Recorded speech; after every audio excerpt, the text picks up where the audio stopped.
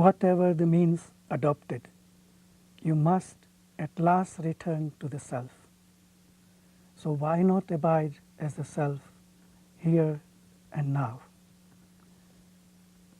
What is not permanent is not worth striving for. You are the self. You are already that.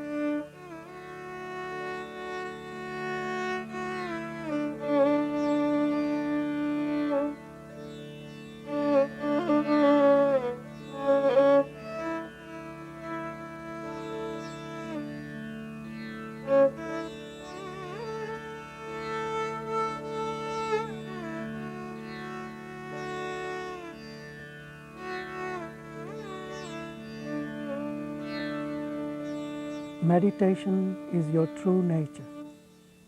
You call it meditation now because there are thoughts distracting you.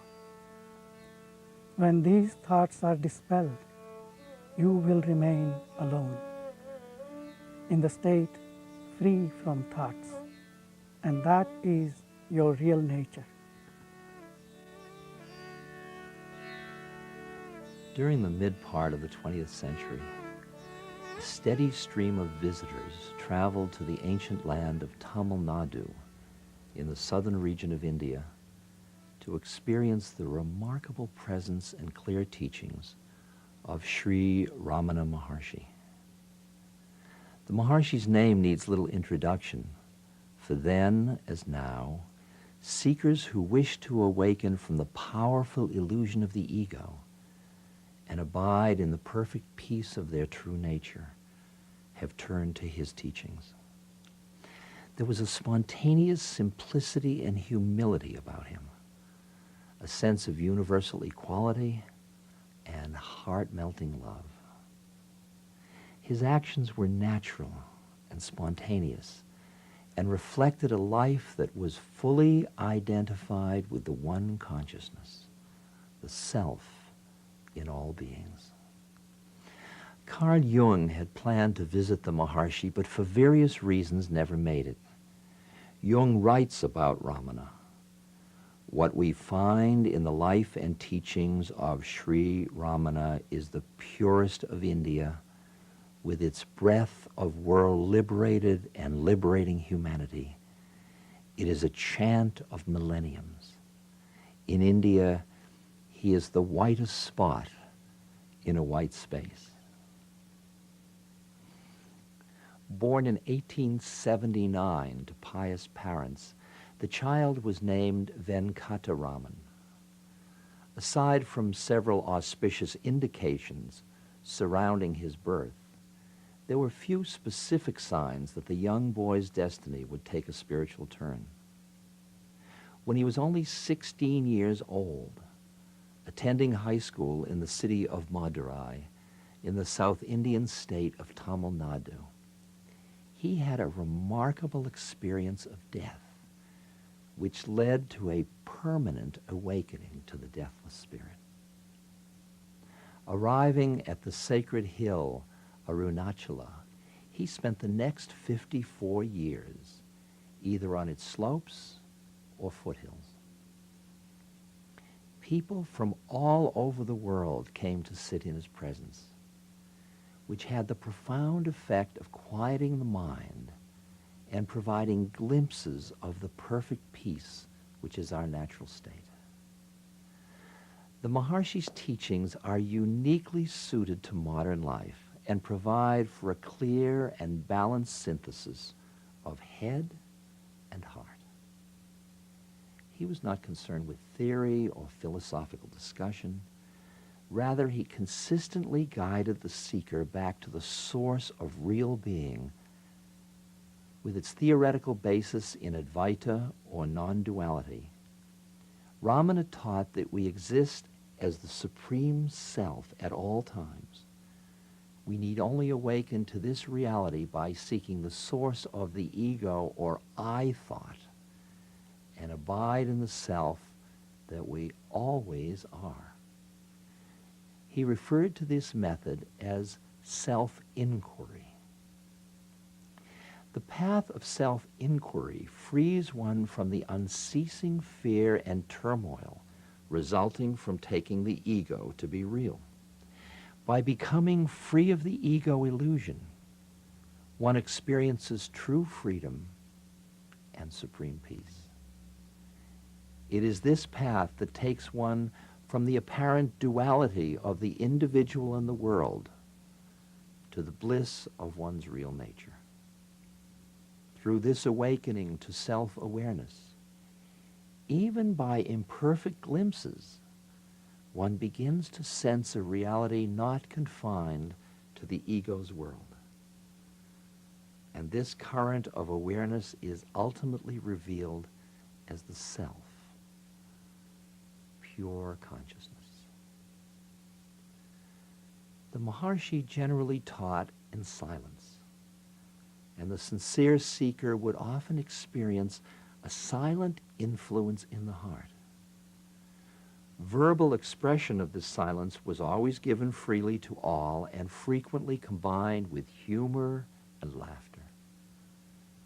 While his physical presence was overwhelming and his majesty and beauty indescribable, he remained completely natural, simple, unassuming, and wholly unaffected.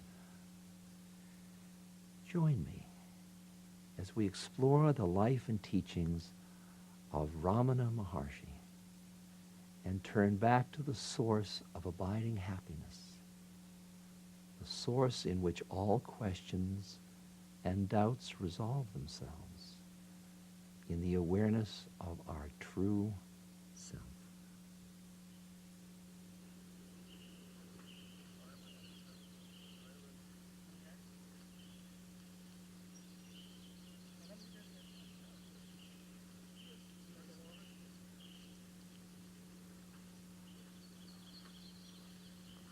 I am glad that we have this opportunity to meet together for the purpose of exploring the teachings of Ramana Maharshi. The Maharshi's teachings represent a unique way for the seekers to directly experience true peace and happiness.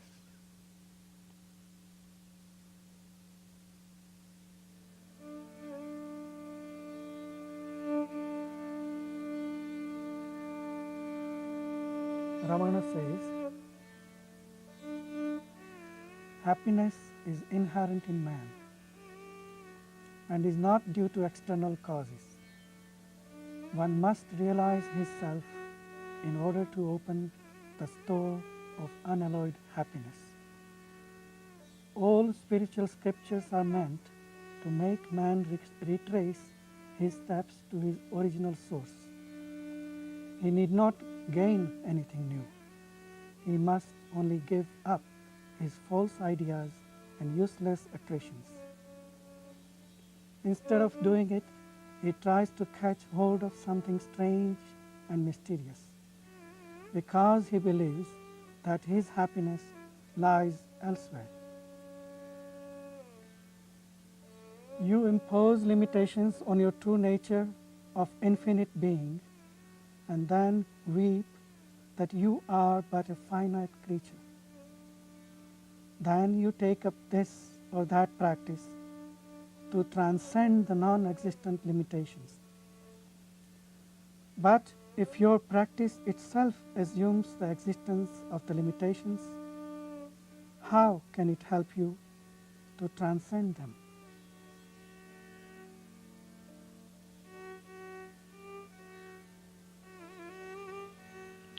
Self-inquiry directly leads to self-realization by removing the obstacles which make you think that the self is not already realized. Self-inquiry is certainly not an empty formula. It is more than the repetition of a sacred syllable. If the inquiry, "Who am I?" were a mere mental questioning, it would not be of much value.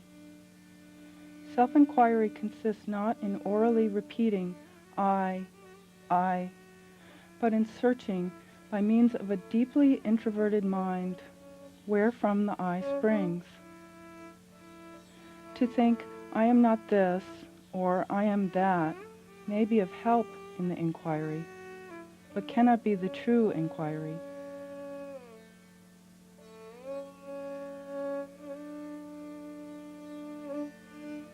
Self-inquiry can reveal the truth that neither the ego nor the mind really exists, and enable one to realize the pure, undifferentiated being of the self, or the absolute.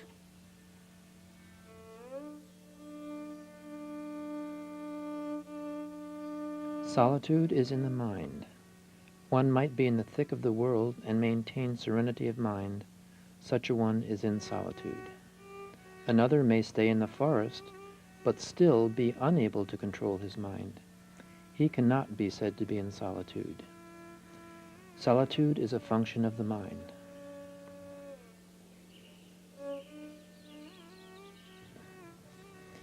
If one remains fixed in the self, activities will still go on, and their success will not be affected. One should not have the idea that one is the doer. That force, by whatever name you call it, which brought the body into existence, will see to it that the activities which the body is meant to go through are brought about. The feeling I work is the hindrance. Inquire who works. Make no effort either to work or to renounce work. Your effort is the bondage.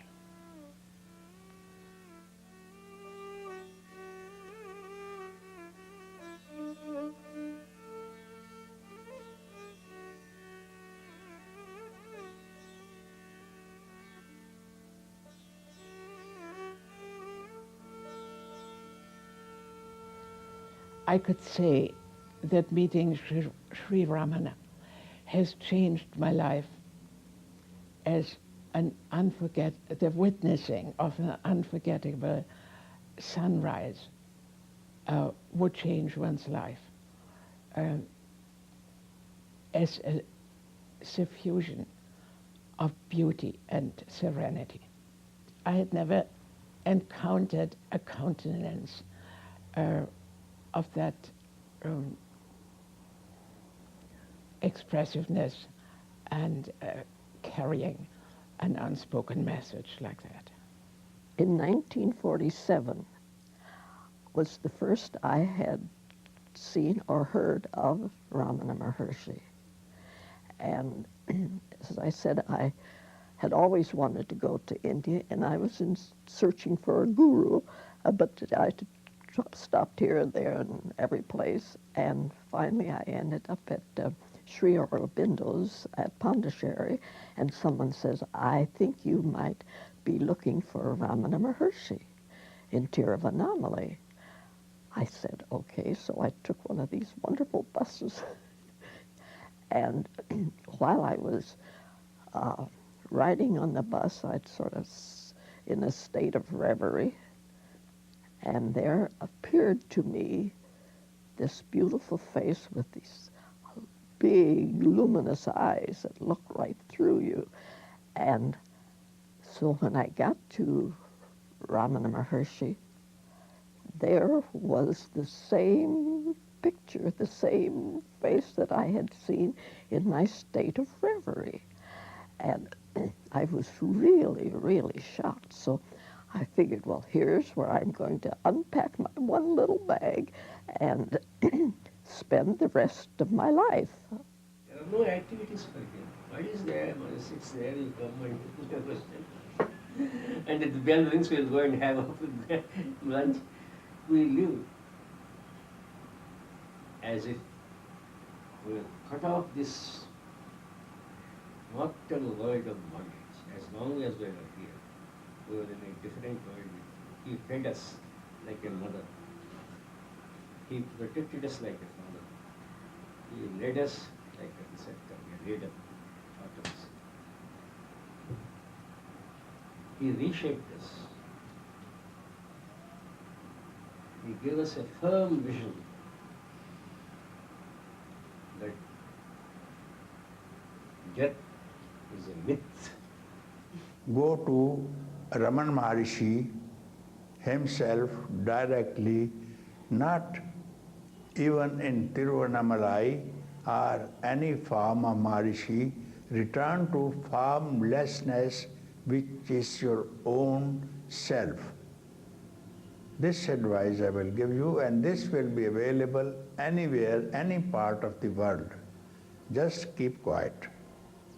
Shortly before his 16th birthday, young Venkataraman first heard the name Arunachala, a sacred hill in the northern region of Tamil Nadu. Upon hearing the word Arunachala, Venkataraman spontaneously exclaimed, "What? From Arunachala? Where is that?" The surprised relative explained that Arunachala is the same place as Tiruvannamalai, the small hamlet that has been both a religious center and home to saints and sages over the centuries. It is very rare for one to realize his true nature in a spontaneous and almost effortless manner. But one day, a sudden and intense fear of death gripped the consciousness of Venkataraman, who outwardly was like any other normal, healthy 16-year-old boy. The shock of the fear of death drove his mind inward, and he felt that he must face his own mortality. Venkataraman lay down upon the floor and began to visualize and dramatize death. He held his breath and inquired, "Well then, now death has come, what does it mean? The body is dead. It will be carried to the burning ghat and there burned and reduced to ashes.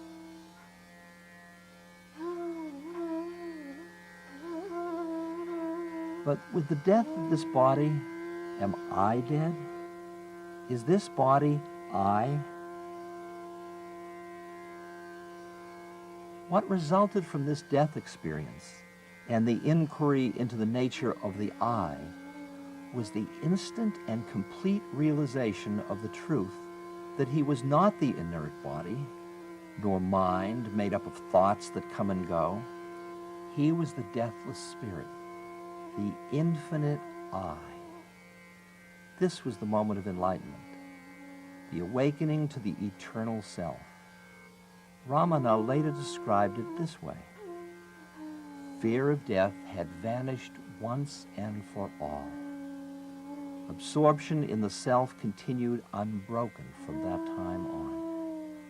Other thoughts might come and go like the various notes of music, but the I continued like the fundamental Shruti note that underlies and blends with all the other notes. Whether the body was engaged in talking, reading, or anything else, I was still centered on I.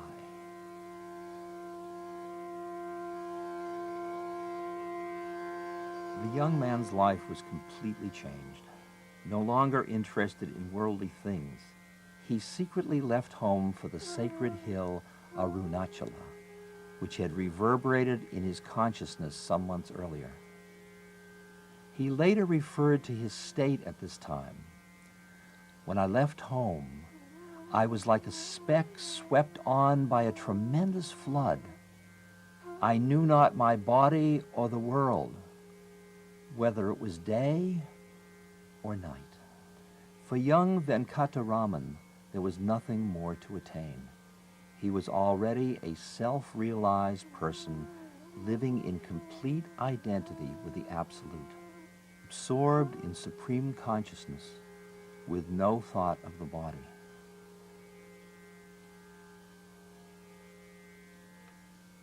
And this is where the story begins. For a few people began to gather around the young sage, seeking his guidance. Perhaps it was simply the fulfillment of bodily karma, or the motiveless compassion that reacted to the desire for guidance on the part of those sincere seekers. But something seemed to draw him back to a fuller bodily life. Slowly, seekers would approach him to have a doubt cleared, or to simply sit in his peaceful presence. Shiva Prakasham Pillai was one of the early visitors who became captivated by the young sage. The teachings on self-inquiry as given to Shiva Prakasham Pillai became the key message of the Maharshi. The great Sanskrit scholar and ascetic Vasishta Ganapati Muni had mastered a broad range of scriptures, disciplines, and meditation practices. Feeling frustrated that he had not progressed further in experience, Ganapati remembered the young sage living on the hill and approached him with great emotion, desiring to know the true meaning of tapas, or spiritual practice. The young sage gazed at him silently for a while, and then replied, "If one watches whence the notion I arises, the mind is absorbed into that. That is tapas. When a mantra is repeated, if one watches the source from which the mantra sound is produced, the mind is absorbed in that. That is tapas." This response on the part of the young ascetic filled Ganapati Muni with joy, and he declared that Venkataraman should now be known as Bhagavan Sri Ramana Maharshi.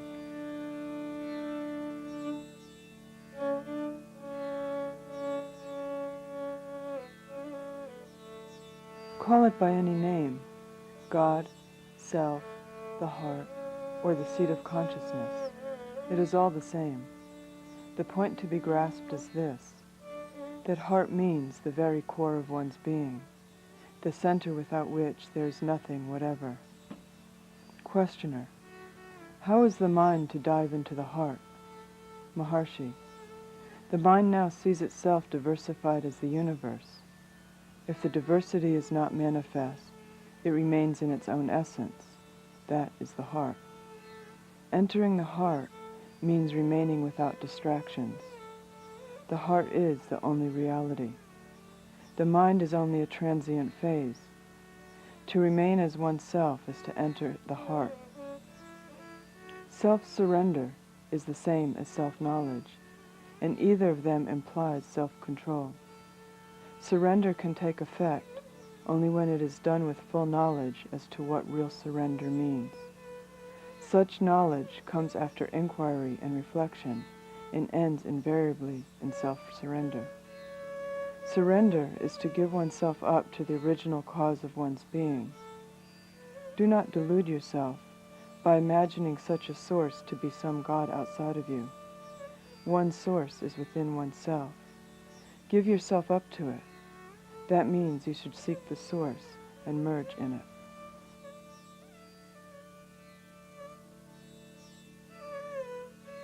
Mind is a wonderful force inherent in the self. That which rises in this body as I is the mind. If the mind, which is the instrument of knowledge and is the basis of all activity, subsides, the perception of the world as an objective reality ceases. Investigate what the mind is, and it will disappear. There is no such thing as mind apart from thought. There is no use removing doubts. If we clear one doubt, another arises, and there will be no end of doubts. All doubts will cease only when the doubter and his source have been found. Seek for the source of the doubter, and you will find that he is really non-existent. Doubter ceasing, doubts will cease.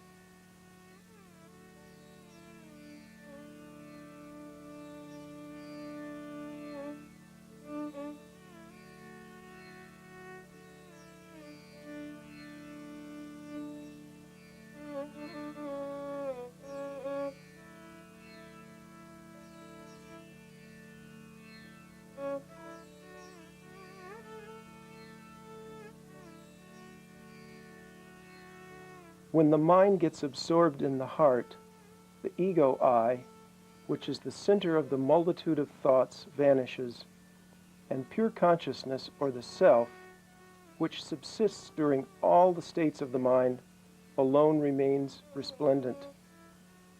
It is this state where there is not the slightest trace of the I thought that is the true being of oneself.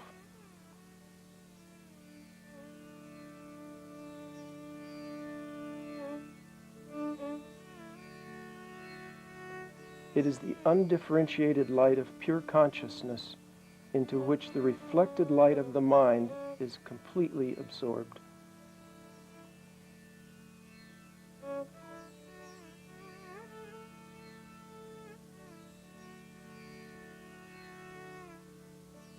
There are neither good nor bad qualities in the self. The self is free from all quality. If there is unity, there will also be duality. The numeral 1 gives rise to other numbers. The truth is neither 1 nor 2. It is as it is. A visitor asked, when an endeavor is made to lead the right life and to concentrate thought on the self, there is often a downfall and break. What is to be done? Ramana replied, it will come all right in the end.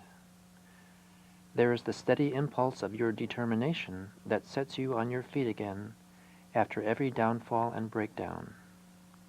Gradually the obstacles are all overcome and your current becomes stronger. Everything comes right in the end. Steady determination is what is required.